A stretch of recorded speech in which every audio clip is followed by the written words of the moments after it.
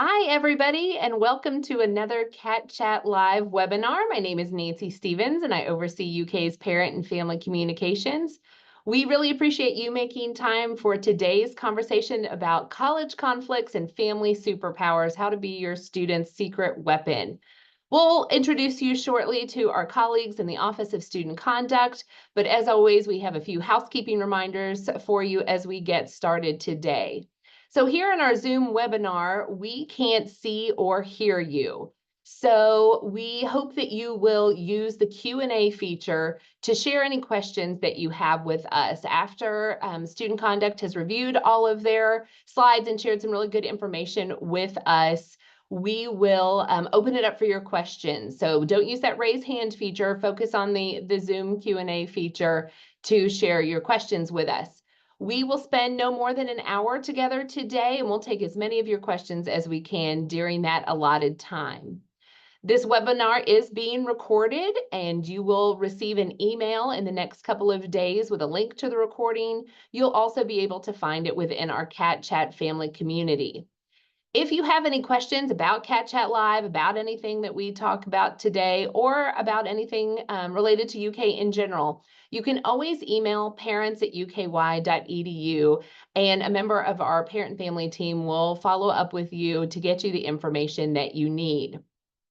At the end of the webinar and in the follow-up emails, you will get a survey about our time together today and about the Cat Chat Live series as a whole. And we do hope you'll take a couple of minutes and share your feedback with us. I'm reviewing those often and really appreciate the time that folks are taking to share their feedback on the webinar series and any remaining questions that you might still have.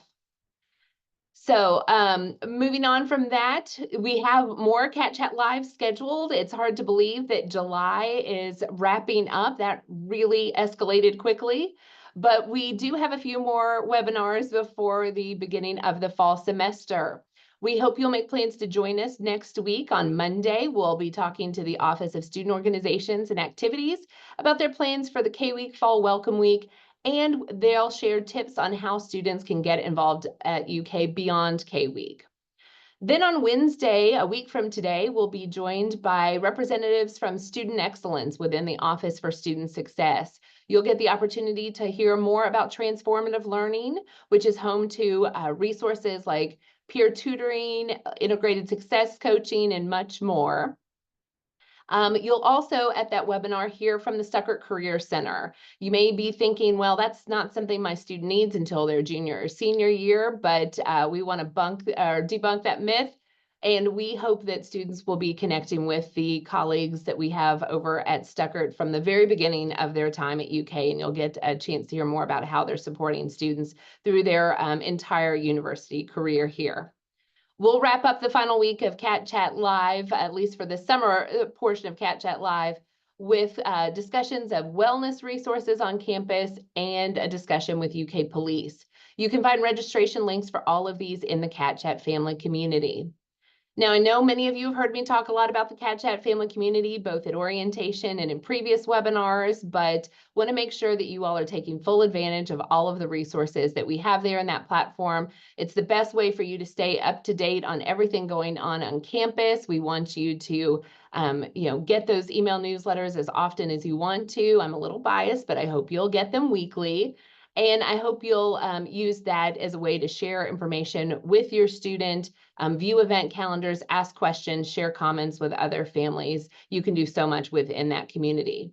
One of the things that you can do in the Cat Chat family community right now is register for Family Weekend. And so I'll pass things off to my friend and colleague, Nikki Jenkins, who can share more about all of the cool things that she has planned for this fall's Family Weekend celebration. Thank you so much, Nancy. As she said, my name is Nikki Jenkins. I'm the Director of Parent and Family Engagement here at UK, and very excited to be part of the team coordinating Family Weekend for all of our Wildcat families this fall. Family Weekend is scheduled for September 20th through the 22nd. It really is a great time to come back to campus, check on your student, make sure that they are keeping up with the things they need to be keeping up with, that they're going to class, and really just show them some love after they've been here for a few weeks. During Family Weekend, you'll have the opportunity to experience a lot of UK traditions. We have a football game. We'll be playing the Ohio Bobcats. So families can get discounted football tickets to that game. There is a link on the Family Weekend website where you can access those discounted tickets. And so really encourage you to do that now before they sell out. Registration is open. It is $55 per person. That registration covers the cost of all the different events that are going on for families on campus. So our traditional Taste the Kentucky Donut Trail, which has expanded into 6 different locations this year. We are going to have a huge event. It'll be so fun. We bring about 30,000 donuts to campus for you to sample from around the Lexington area. And it's a really fun, exciting, family-friendly event. We have our Bowman's Bash, which will be that evening after the football game, which will be full of inflatables and food, fun, activities, novelties, just a real carnival-like atmosphere in the Student Center. So really excited about those 2 more traditional events. And then we have other excursion options for families to try. If you've always wanted to tour a horse farm, or maybe you are really into American history and want to go to the Mary Todd Lincoln House or take a walking food tour of Lexington, we have all of that available to you along with apparel. So it's a really fun time. We hope that you'll customize the experience to what your family is looking for and really make this a memory for your family. So come on out, check the website, check the mobile app, and we're looking forward to seeing you in September. So for now, though, we are going to spend some really fun time with our guests. So I'm going to go ahead and hand it over to Libby and Molly. Good afternoon, everyone. Thank you for joining us. It's a pleasure to be here. My name is Libby Hogan, and I serve as the Director in the Office of Student Conduct. My name is Molly Huffman. I am a Student Responsibility Coordinator in the Office of Student Conduct. We're here today to talk to you about how, as parents and supporters, you're uniquely positioned to help your student navigate conflict, should it arise during their time here at UK.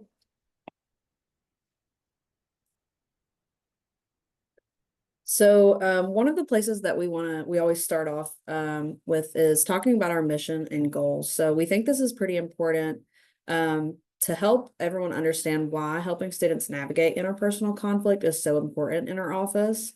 We know that interpersonal conflict creates opportunity for learning a lot of life skills, such as personal responsibility, boundary setting, collaboration, and others. So learning these skills while your student is at UK can help set them up for success further in their life, not just here.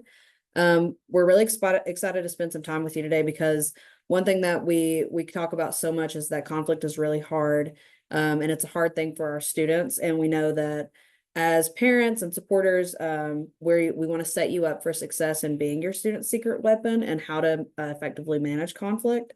So we're going to talk today about some things that we can help set you up with the skills for supporting your student in the best way possible as well. So when we have trainings or any kind of programming that we do, we ask, what is conflict? We get a lot of different answers or definitions, but we've kind of come up with a definition that we think describes this pretty well, and the things that we hear from students, things that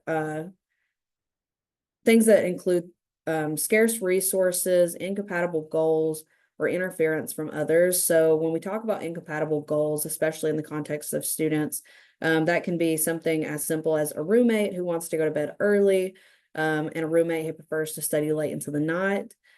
Scarce resources can be how to best utilize a limited space in a residence hall, or use of shared items for different purposes, such as one roommate wanting to play video games on the shared TV, but the others want to watch the Cats game. And then interference from others in achieving their goals could be sleeping through one's alarm because the roommate had a visitor over until late hours of the night or early in the morning. So these are things that we often hear from students when they talk about what kind of conflicts they're experiencing. Some of the things that make conflict The parties that are involved must value the relationship for a conflict to occur, even on a fundamental level. For example, I'm not in conflict with the person who may have cut me off on my way to work this morning. We may have had incompatible goals. Mine was to make it to work safely, but their goal was to make it to their destination quickly. And we had different goals. So therefore, there may be different approaches to that where one interfered with the other. Despite these characteristics of conflicts, I have no relationship with this stranger, and therefore they're just someone who cut me off in traffic this morning. So when we think about conflict through the lens of our relationship with the other party, whether we're talking about roommates, partners on a class project, or being a member of the same organization, there's some relationship that may need to evolve. And we often talk about how conflict can be just a signal that that change needs to happen in the relationship.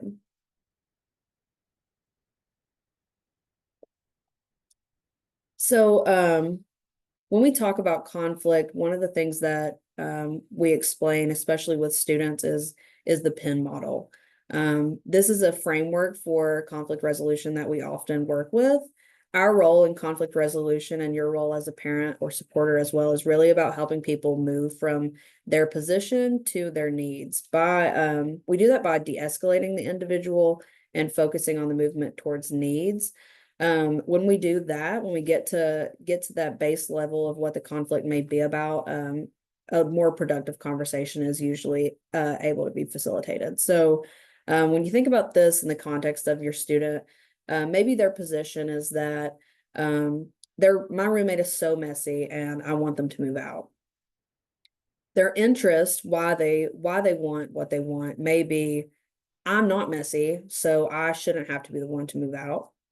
And when you really get down to what the root of that conflict is, their need, what we must have is that they want to live in a clean environment.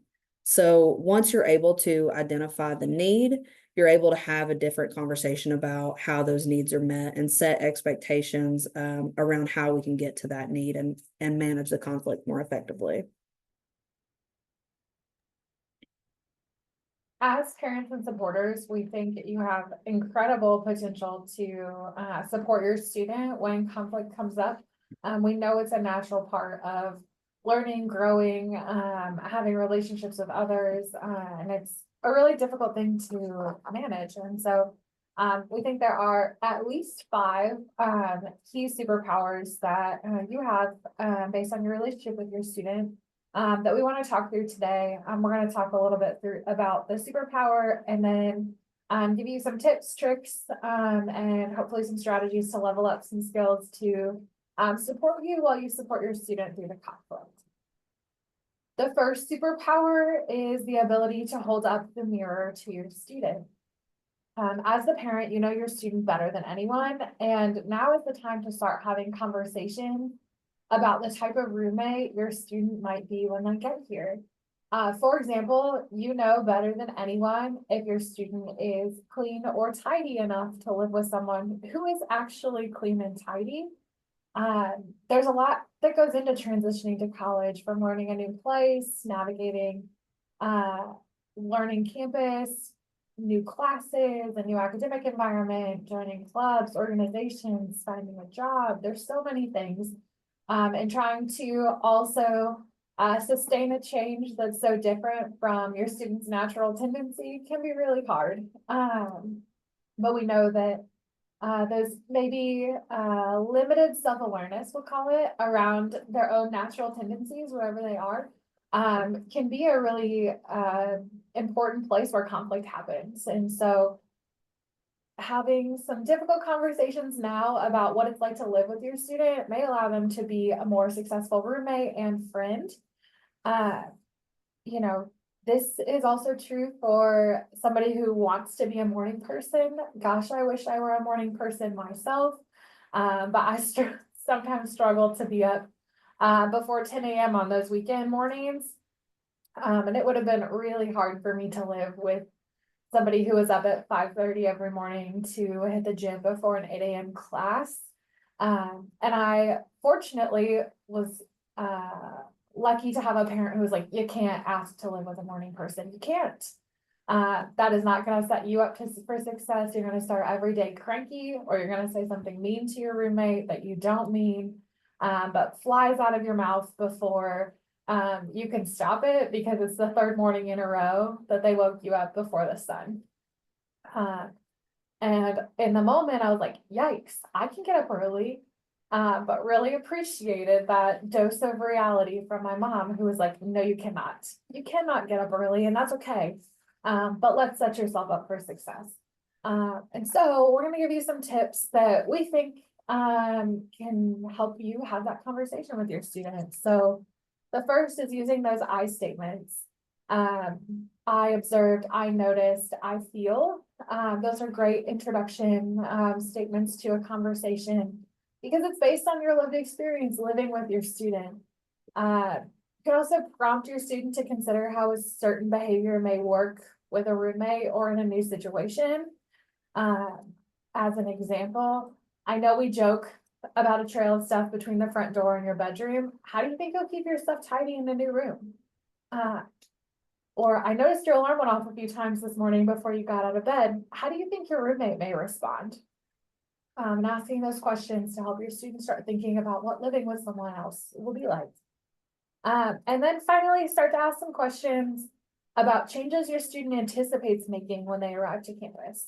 Use follow-up conversations to raise their awareness of habits you think might not work out. So are there any habits you plan to create, give up, or change when you go to UK? And then talk about how they can sustain those changes. The second superpower that we want to lean into is kind of building on that increased self-awareness. So this is a dose of reality. So when you talk about that increased self-awareness with your student, we encourage you to leverage your knowledge and relationship with your student to help them identify needs in a living space that would set them up to be successful. So having conversations about realistic expectations of how a roommate may act or behave, and also about the nature of the relationship can prevent conflicts early and help your student prepare to do their roommate agreement or discuss roommate expectations when they finally arrive to Lexington. So starting these conversations with your students ahead of time can really get you in a good position to have that student be prepared for life with their future roommate, and be ready to have a conversation about their roommate agreement when they do get to campus. So if your student is living on campus, they'll be asked to complete a roommate agreement with their roommates, and they'll talk with their RA early on in the school year. Definitely encourage your student to have this conversation with their roommate and with their RA. It's one of the best opportunities to communicate their needs and identify compromises with their roommate. And the RAs are a great resource in helping students navigate making those kind of compromises for the first time.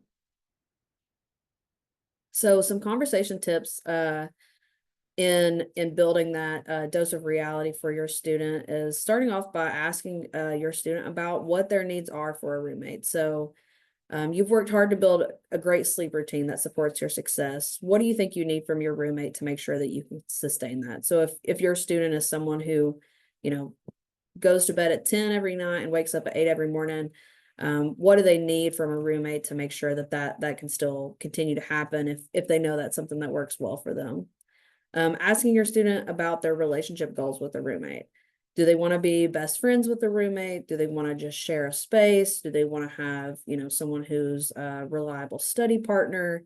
Managing those expectations can really benefit the student as well, and having that identified for them. Engaging in reality checking with your students. So do you think your curfew at 10 p.m. on weeknights so that your sleep schedule is maintained will work? What happens if your roommate isn't agreeable to that? What happens if your roommate doesn't want to be best friends? So talking about those things and how your student may feel about that kind of situation potentially happening. Help your student clarifying their needs. So what does reasonably clean mean to you, and how can you communicate that? So I'm sure if you asked 5 different students what clean means, they would all give you a different answer. So what does that mean for your student, and how can they specifically express that to their roommate, especially when talking about that roommate agreement? So talking about the importance of finding common ground. So if you and your roommates have different needs about a study environment, how can you compromise on that?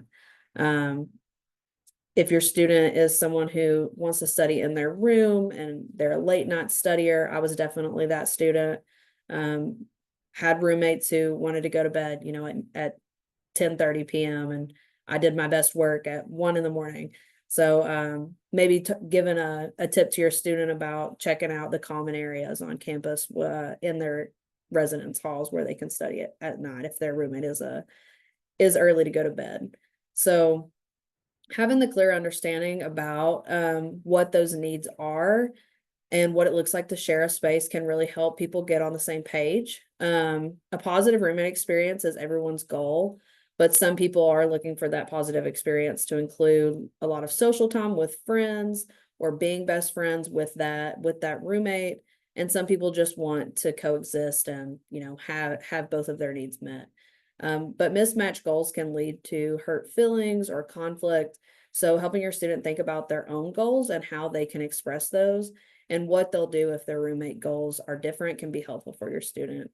Reality checking is a process of making sure that the idea of the speaker is generally connected with reality and social norms. And it's also a great tool and strategy for assessing what could happen if the agreement doesn't hold up.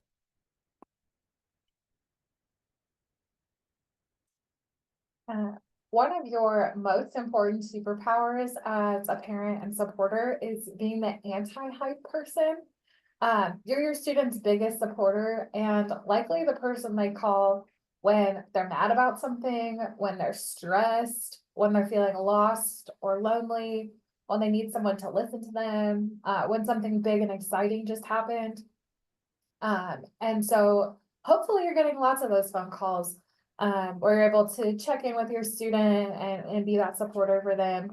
But as a parent, it can be hard to listen without wanting to solve the problem or take away the stress or the hurt your student is experiencing. And it can be challenged to resist the urge to step in and take that on. Your greatest conflict superpower lives here though, and it's listening to your student talk about their conflict. If your student's anything like me, they may not even need you to say anything. They just need you to listen empathetically while they talk out their own resolution and solve their own problem. And so we've got some tips that we think make parents and supporters great listening ears. The first is those active listening skills. We use these a lot in our work with students. So one of the tools we like the most is called OARS. And it's a set of skills that demonstrate active listening. So the O is open-ended questions. So tell me more about that. Or what does that mean for you? Or how will you move forward from here? Those open-ended questions provide your student the opportunity to share what they're thinking about. Affirmations are those gentle reminders that it's going to be okay. It sounds like it's been a really stressful week, but you're doing a great job. Those things that remind folks that even when things are hard, they're doing great and they have your support. Reflection is going to be reflecting back what's going on. So in many cases feels like a paraphrase, but an example of our reflection statement after your student tells you about the most stressful week they're having might be, wow, it sounds like a really stressful week. You've heard what they're experiencing and you've synthesized that by reflecting back their emotion. And summary is taking all the information they shared with you and distilling it down into 1 or 2 sentences. We find when we work with students that these skills allow us to stay caught up on where the student's at in the problem or in the thing they're experiencing without implying an end, if you will. Let your students share everything they want to share before you provide any feedback. That can be really hard, right? We want to jump in and solve the problem. But just listening is so important. And gives your students the opportunity to get it all out so that they can start to think towards a solution. Ask your student what type of support they're looking for. It's really possible that they just want you to listen and they have a plan or a goal in mind that they're already working towards or prepared to work towards once they just got all of that out of their system. But asking them how you can be supportive is a really great way to demonstrate that you want to be supportive while also understand that while they're here, they have lots of responsibility to make some of their own decisions. As a tip, if any of the offices at UK, particularly residence life or student conduct, receive outreach from a parent about a conflict that their student is experiencing, we're going to reach out to your student and let them know that you reached out to us and that we're here to support them. And we'll talk more about ways you can support your student here in a little bit. But know that we'll share that you reached out to us and what you shared, so that your student knows we're here as well. Encourage your student to practice some self-care before acting. Some of the conflicts that Molly and I see in our office escalate so quickly because somebody was hangry. It's a little bit like a Snickers commercial and it feels really silly, but we see lots of people, lots of students who get have an argument with their roommate, and their first instinct is to pack their stuff up and move out. And that's not the answer, right? That we can maybe solve the conflict. But taking a beat and, taking a nap or getting in a good workout or having a snack sometimes allows your student to refocus on what their actual needs are, what their goals are, rather than some sort of impulsive action that maybe makes it harder to repair that relationship or achieve the goal. And then our final tip is be mindful of your own emotions and how they show up in the conversation. The power of a hype person is their ability to influence the main character. And as the parent and supporter, you're the hype person or hopefully the anti-hype person and your student is the main character. That power can be used to help your student engage in productive, rational resolution. Or it can turn into an echo chamber that continues to escalate the conflict. And so really encourage you to also practice some self-care while you're trying to support your student through something difficult. And know that, again, we're going to talk more about this. You're not in this alone. We're here to help you. We're here to help your student navigate conflict when it comes up. But that sometimes taking just a minute to breathe about it or a night's sleep can be the most productive step towards resolution of a conflict. The fourth superpower that we'll talk about is the coach. So in sports, coaches are responsible for helping key players understand their role in achieving the goal of winning the game. So coaches will do this through feedback, skill development, and support. So your role as the parent, as the conflict coach, is to do the same thing. So we hope that you'll be able to help your student in conflict by providing feedback on development of a strategy, skill development, and sometimes working through those difficult conversations. So helping your student come up with their game plan is a really, really helpful superpower. We want to talk through things like learning how to set boundaries, addressing violated boundaries, and working through difficult conversations in general. These are skills that are going to be helpful while your student is a student and when they're no longer a student as well. So helping them out and using some of the resources at UK in assistance with that is a great way to be a coach to your student as well. So some tips that we've identified in being a good coach.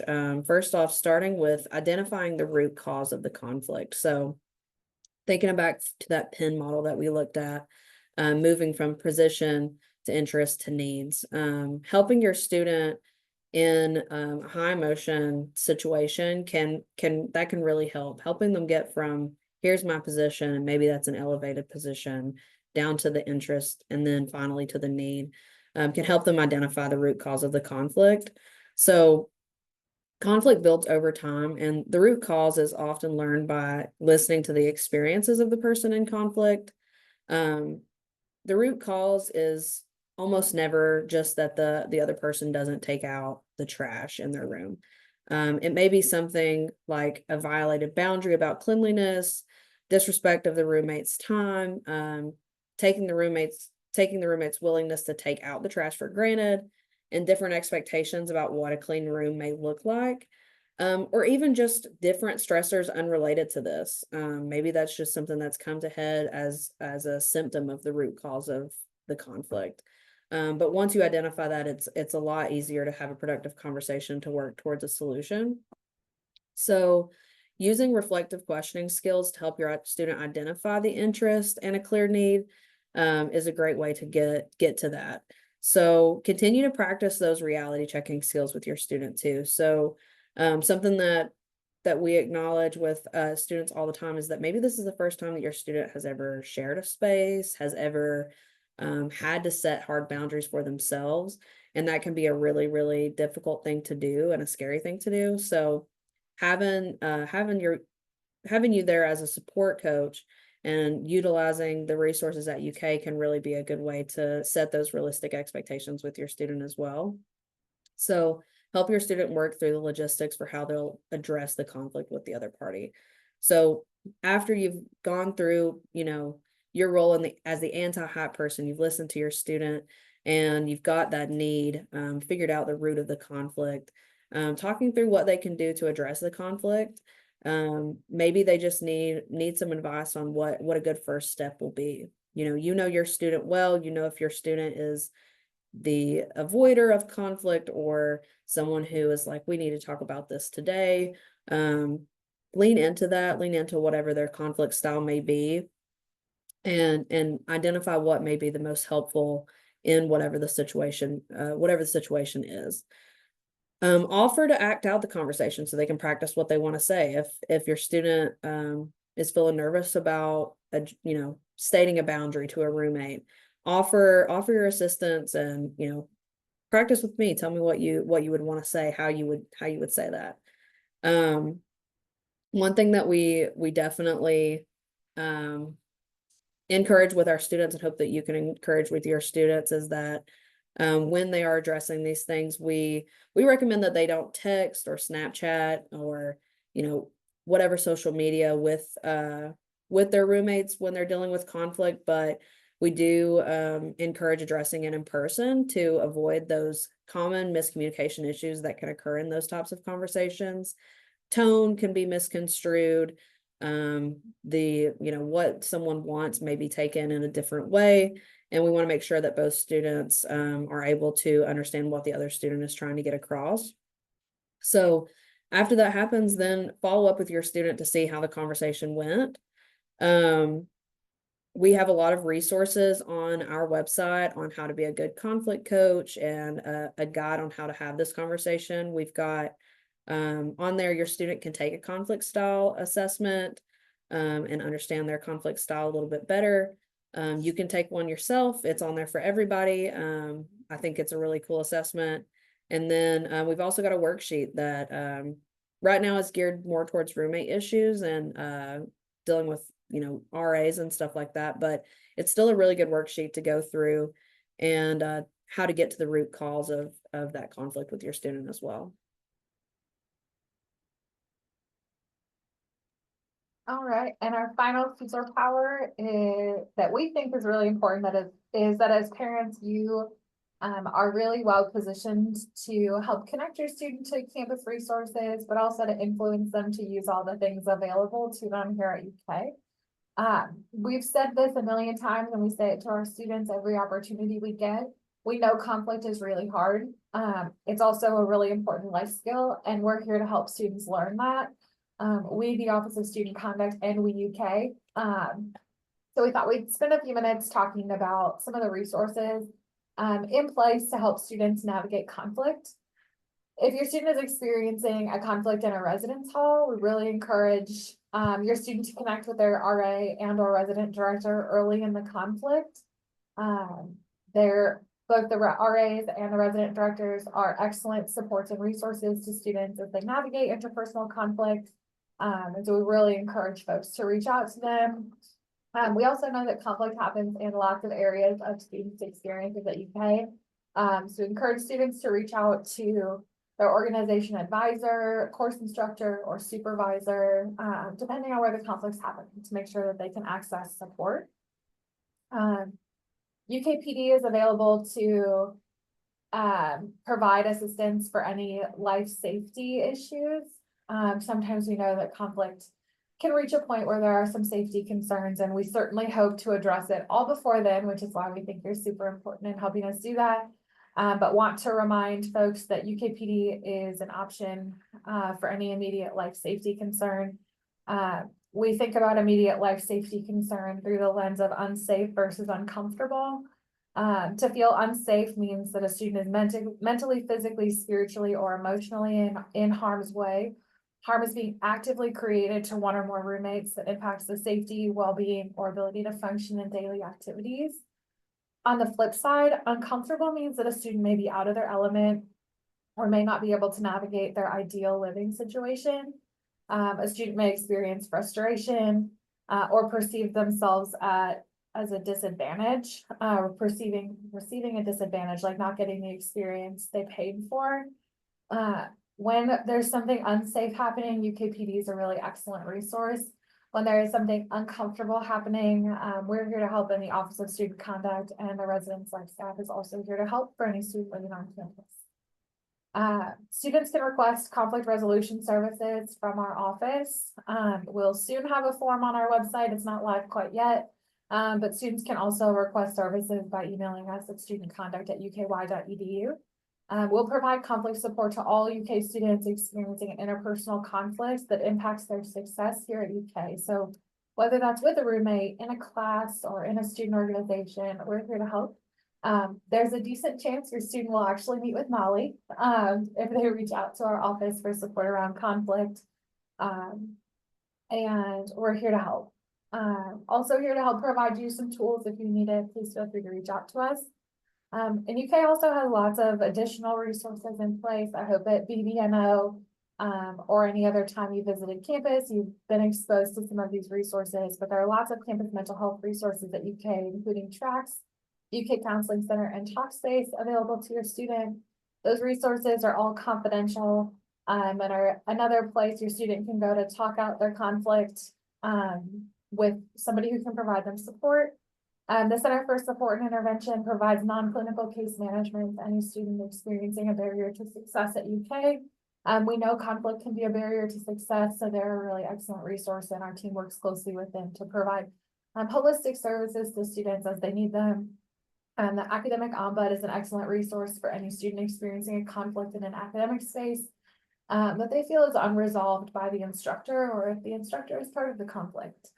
And then finally, the Office of Institutional Equity and Equal Opportunity is UK's office that responds to all reports of discrimination or harassment based on a protected class, and all reports of sexual misconduct. Sometimes we know conflict can start to feel like it's reached those thresholds, and they're an important partner. We work closely with them in our office, and so does Residence Life, to make sure that our processes and our student support are holistic and work together. The Violence Intervention and Prevention Center is another really great resource for students when they find themselves in conflict. We hope that the reminder of these resources on campus also serves to reassure you that we're here to support your student. We know conflict is hard, and we want to make sure that your student has all the support they need to navigate it should it arise. That's all we've got.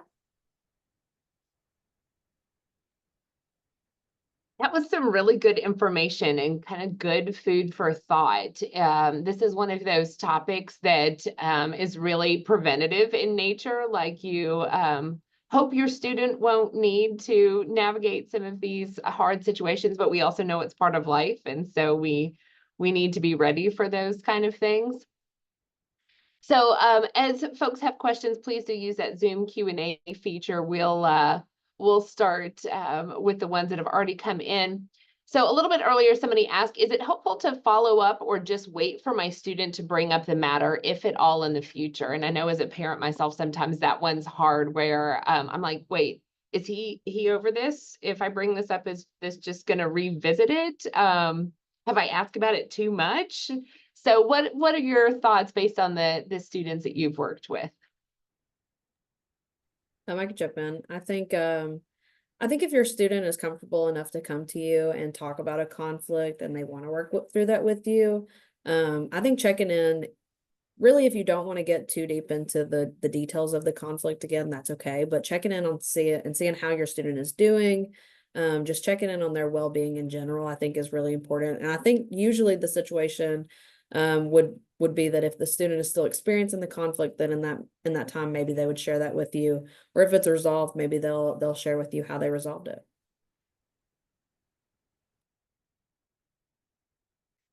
All right. We also have a question that maybe you all can speak a little bit to, but I also think it's a great question for the wellness webinar that we have coming up on the 12th. So asking, you mentioned some mental health resources. So they're asking about mental health resources that are specifically available like late evenings, early mornings. So what can you share about your knowledge of those UK resources? And again, we'll talk about that more in depth on the 12th as well.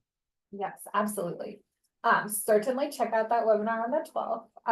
But Talkspace is a great way for your student to be able to access a clinician outside of business hours. So Talkspace is an app that all UK students get a membership to, if you will, that allows the student to pick a clinician who meets their needs. That means a clinician who's maybe licensed to practice in both Kentucky and your home state or location. Clinicians who have certain lived experiences that may be parallel to those of your student, who speak languages or have religious traditions similar to your students. So lots of opportunity to access clinical care in a really customizable way. The other great part about Talkspace is if you pick a clinician who works in a different location, they work different hours sometimes than we do in Kentucky. And students also have the ability, I think it's 2 30-minute sessions a month and unlimited back and forth chatting. So video, like sending a video message or a text message to a clinician. So those are some really great resources for your student to access regular care. Should there be a crisis that occurs outside of business hours, UKPD is a great resource to make sure your student is safe and connected to resources to address a pressing mental health crisis or emergency. Thanks for sharing that, Libby. So I'm curious if there are kind of tips or other things that you, in your experience working with students, you hear them, say, man, I really wish I had done this earlier, or if I'd only known this earlier. Some of that you all may have already gotten into the slides, but I'm curious more kind of the some other real life examples of things that they wish they had done earlier or known earlier. Absolutely. Happy to jump in. Molly, feel free to add anything. One of the things I think we hear from students a lot, and I spent the most of my career in residence life, so I also have some experience in that space.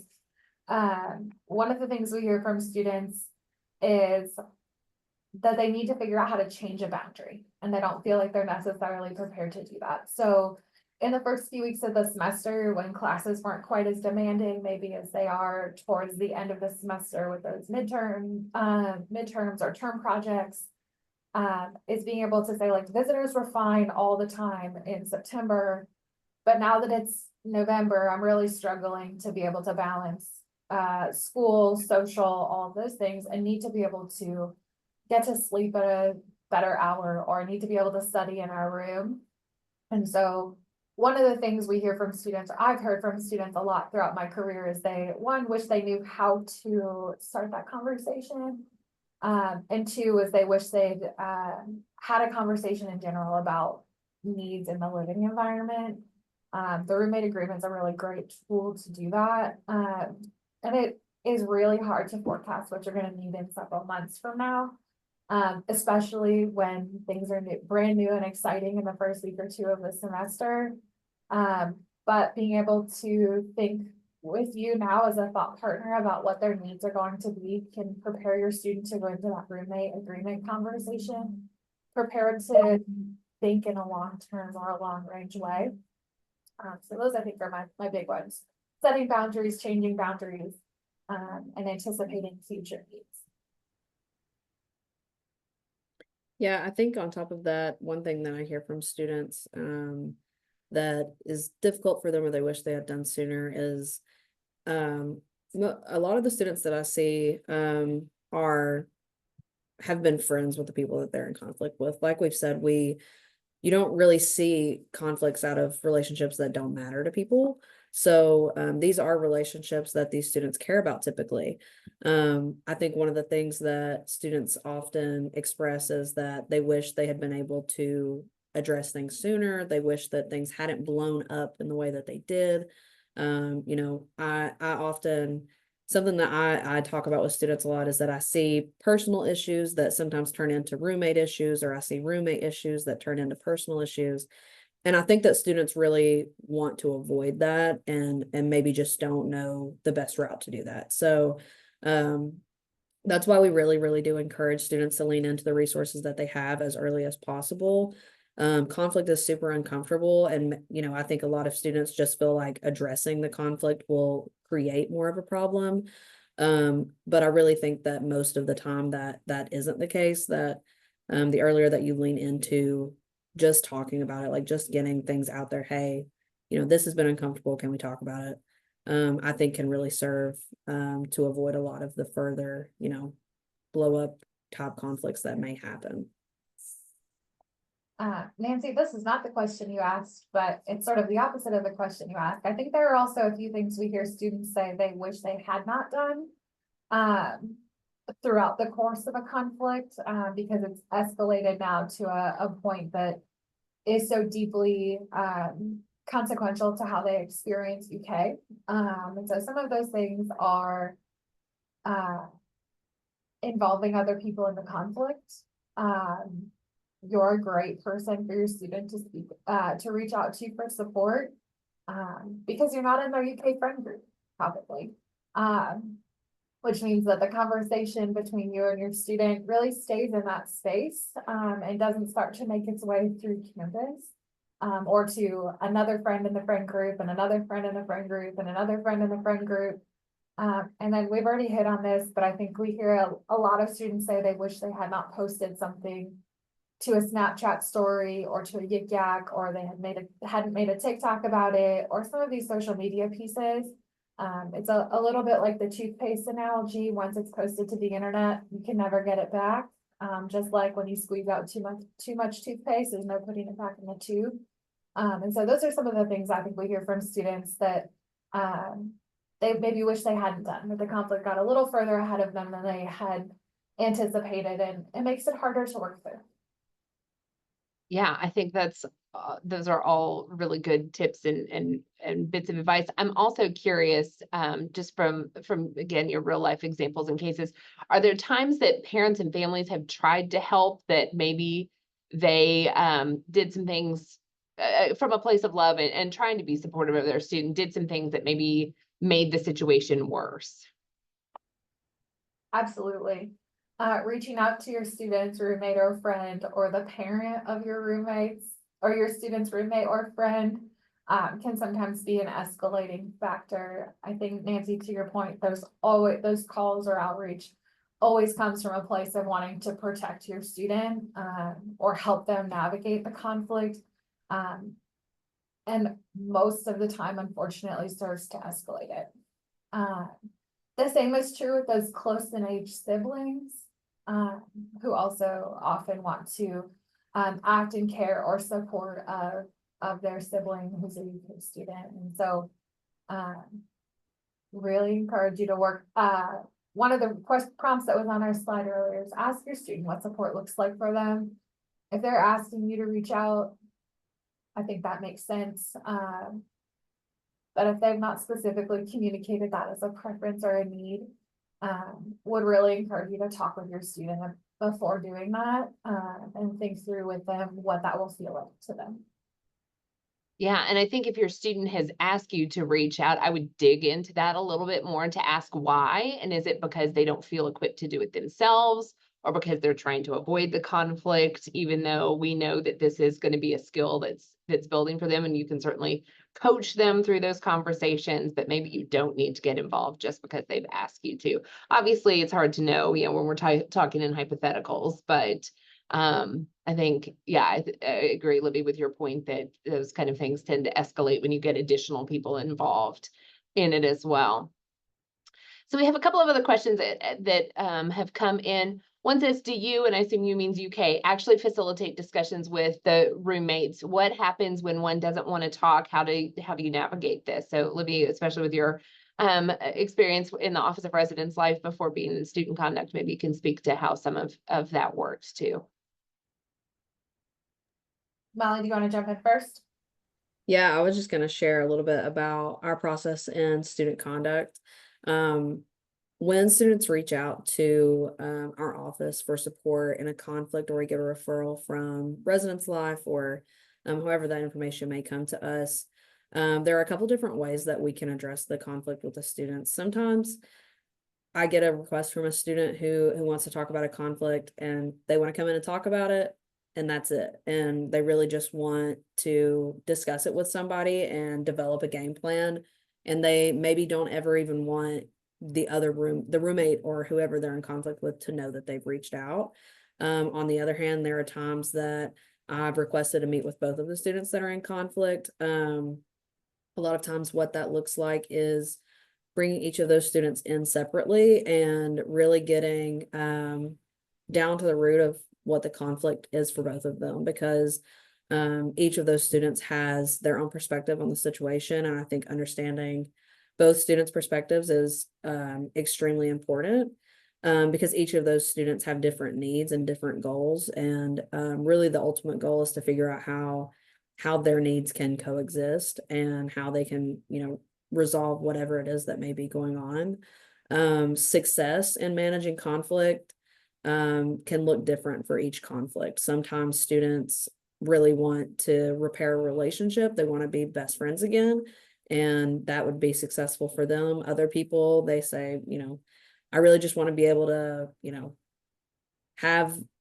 a peaceful, hang out together, and we don't have to be best friends, but we live together, so we want to coexist. It can look a lot different. There are options for mediation, or we do a lot of restorative justice practices in our office. Mediation or restorative justice type circles are some of those.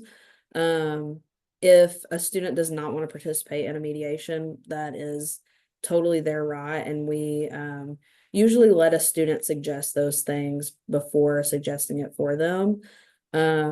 So if participation is not desired by one party, then we don't go that route. So a lot of times what that looks like is more in the shuttle diplomacy realm of talking with one student, talking with the other student, and figuring out how they can meet in the middle.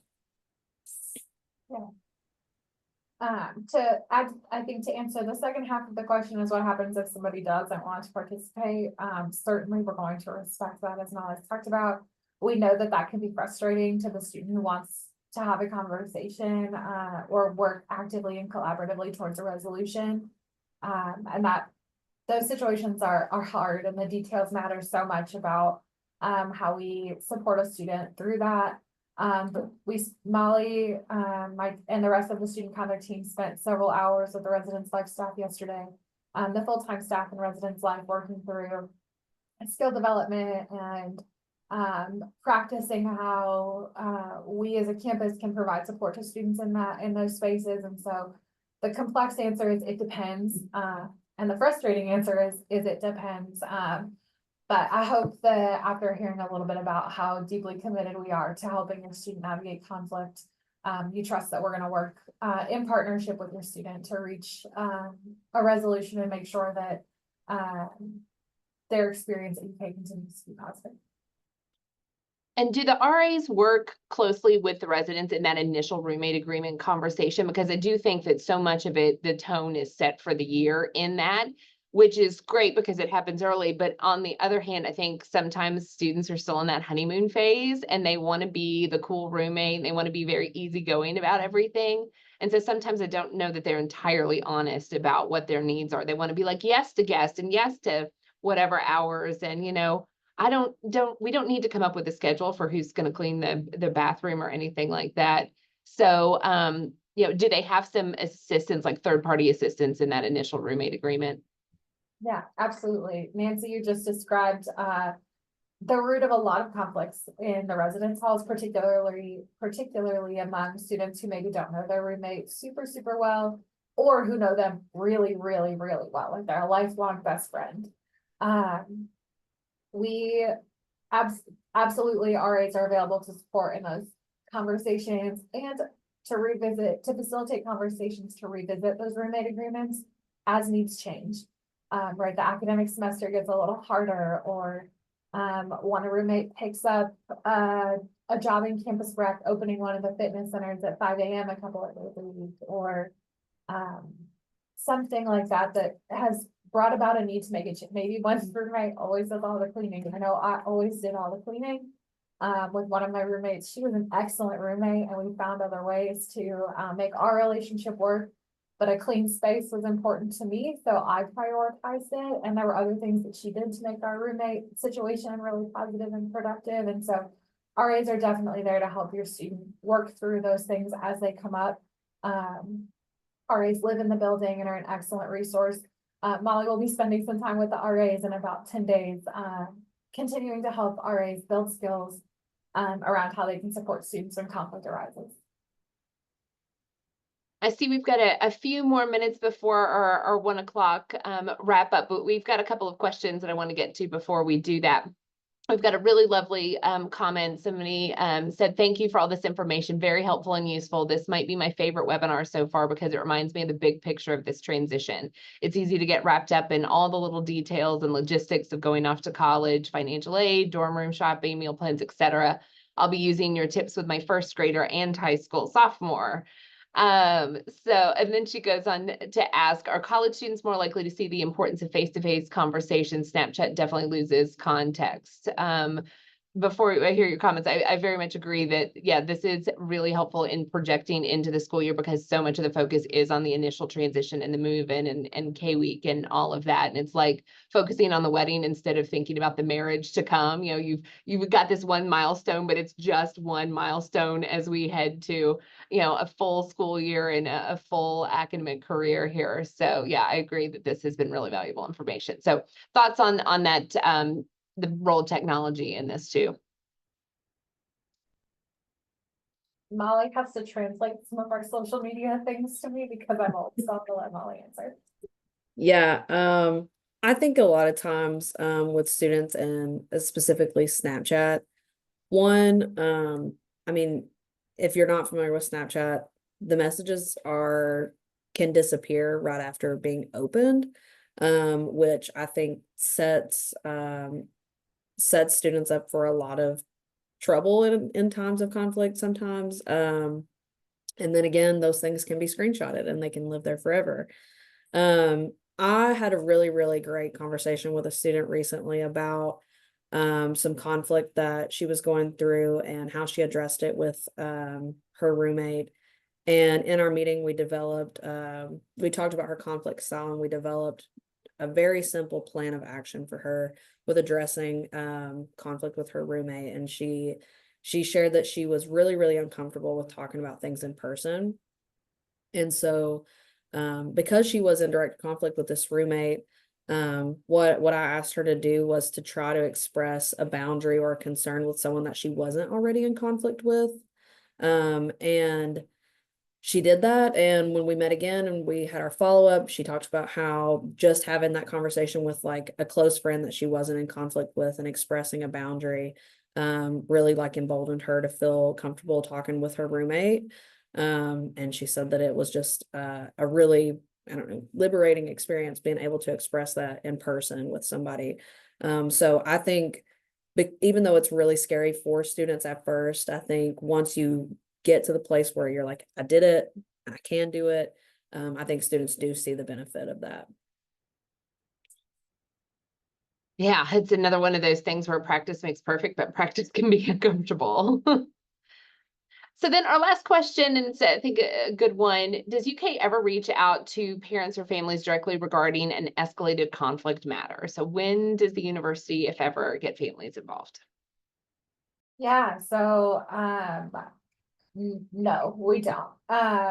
If there's outreach from the university, it's because we're really, really concerned about your students' ability to be successful. So when your student comes to UK, there's they become an adult in the eyes of the law. The Family Educational Rights and Privacy Act of 1974, or FERPA, as we lovingly refer to it, means that your students' records and experience at UK are their own. And so we deeply value opportunities to partner with parents when those opportunities present to collaboratively support your student. I say this to students often. We have a really productive conversation, and then sometimes they're gonna walk out of my office and be like, "Okay, lady, like I don't know you. I'm not invited." Like, I'll take what I want and leave what I don't from a really productive conversation.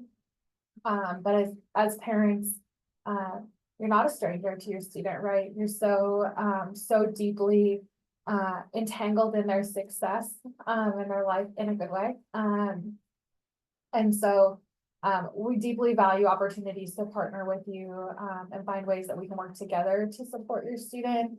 But we're not able to proactively or even reactively reach out to you to share what's going on, unfortunately. Well, we're right here at 1 o'clock, and so gonna wrap up, but Libby and Molly, you shared some really great information today, and I think that you've given folks some good food for thought. And again, hopefully they don't need to use all of it. Hopefully their students are heading towards a conflict-free school year, but we again know that that doesn't always happen, and so we want to give them the tools so that they can be ready to effectively manage it, to be proactive in their management of it. So really appreciate all of the good information. Again, you all will get an email in the next couple of days with a link to the webinar recording, with a link to a survey. I think someone earlier in the Q&A mentioned that they, because they had already completed the survey for an earlier webinar in the series, were not able to do it again. That is a total mistake on my part. And so I have fixed that. And so you should be able to take that survey again, even if you've participated in multiple Cat Chat Lives as part of our series. So thank you so much for that feedback. Thank you for being part of today's Cat Chat Live. We hope you have a great rest of your day, and we'll see you again soon. Thanks so much.